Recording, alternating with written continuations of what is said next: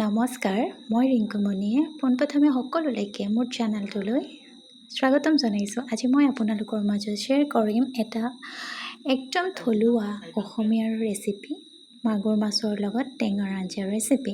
বলকচোন চাওঁ মই কেনেদৰে বনাইছোঁ। প্ৰথমে মাগুৰ মাছখিনি মই এনেদৰে ফ্ৰাই কৰি লৈছোঁ। মাগুৰ মাছ কাটিবলৈ কিন্তু মোৰ বহুত ভয় লাগে দেই। মোৰ হাজবেণ্ডে এইখিনি কাটি মেলি চাফা কৰি দিছে, বাকীখিনি কাম মই কৰিছোঁ। ধুনীয়াকৈ ফ্ৰাই কৰি আছোঁ।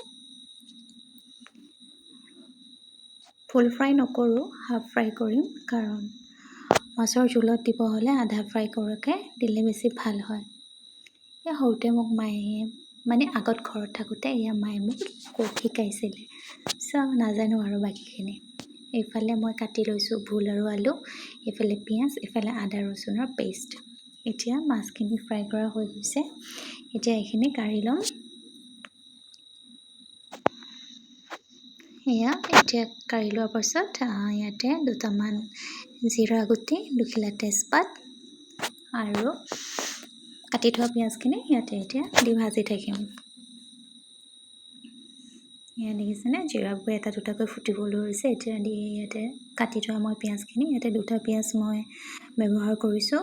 পিঁয়াজ দুটা ইয়াতে মই দি দিছোঁ। এতিয়া এইখিনি মই এটা ধুনীয়া ৰঙচুৱা বৰণ অহালৈকে এইখিনি ভাজি থাকিম। যিহেতু এইটো একদম টেঙা দিয়া ৰেচিপি, তো ইয়াতে মই বেছি মছলা ব্যৱহাৰ নকৰোঁ। যিহেতু ঘৰত বনোৱা খানা, আমি হেল্ডিকৈ খাব লাগে বুলি মই ভাবোঁ। তো ইয়াতে মই অকল আদা ৰচুনৰ পেষ্ট আৰু অলপ জলকীয়া গুড়ি আৰু ধনিয়া পাউডাৰে ইউজ কৰিম। পিঁয়াজখিনি ভাজি আছোঁ। দেখিছে নহয়, হৈছেগৈ আৰু। এতিয়া মই ইয়াতে অলপ ৰেড চিলি পাউডাৰ আৰু অলপ ধনিয়া গুড়ি ইয়াতে এড কৰিছোঁ, লগতে অকণমান হালধি।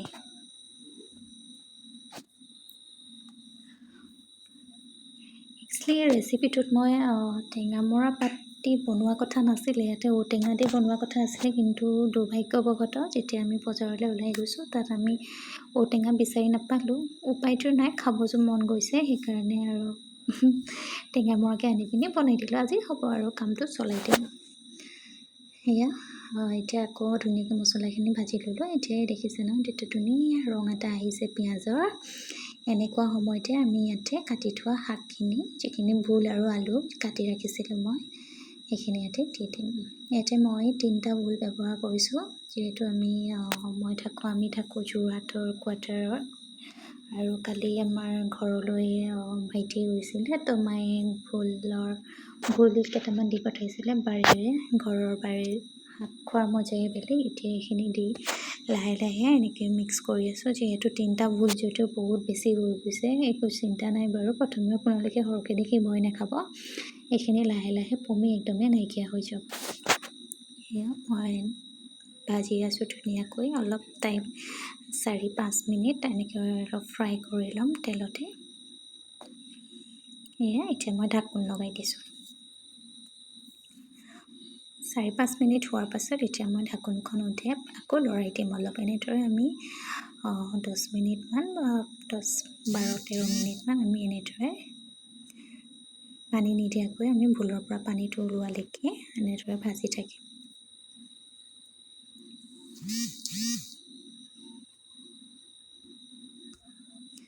দেখিছে, মই প্ৰথমে মই ইয়াতে নিমখ এড কৰা নাছিলোঁ। এতিয়া মই ইয়াতে পৰিমাণ অনুসৰি নিমখটো দি দিছোঁ।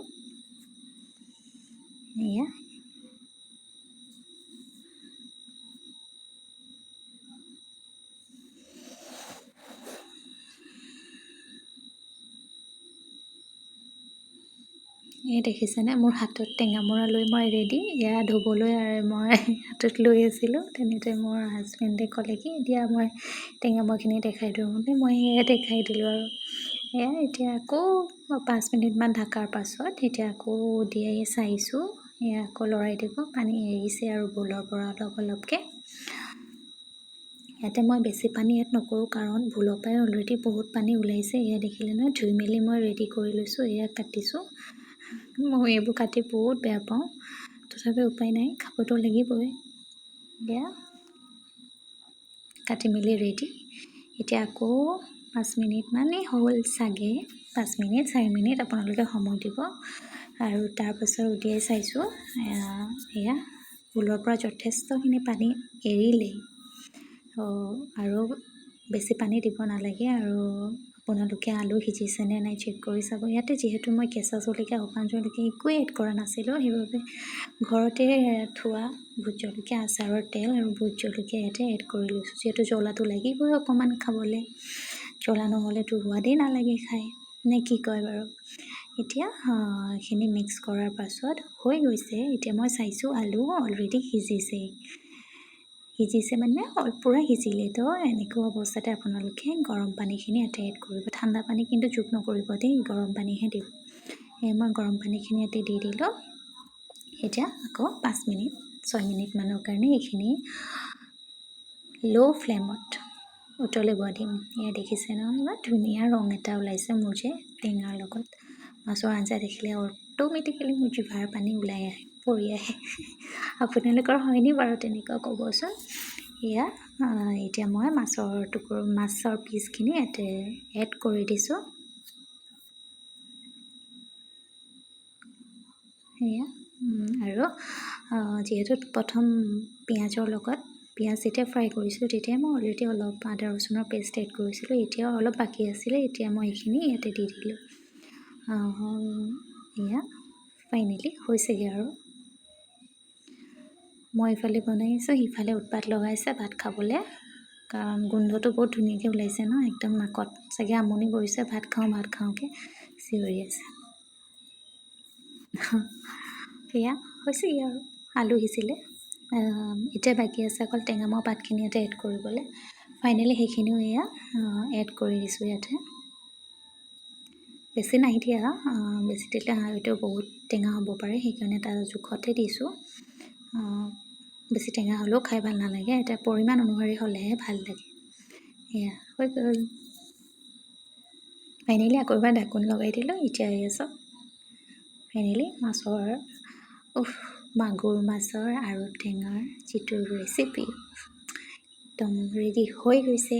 আৰু আমি এতিয়া ছাৰ্ভ কৰিম। কিন্তু আজি একো বেলেগ একো ডিছেছ নাই ইয়াতে। আমি অকল এইটো আঞ্জা, কাৰণ আমি বৰ বেছিকৈ খাব নোৱাৰোঁ, যিকোনো এবিধ হ'লেই হৈ যায়।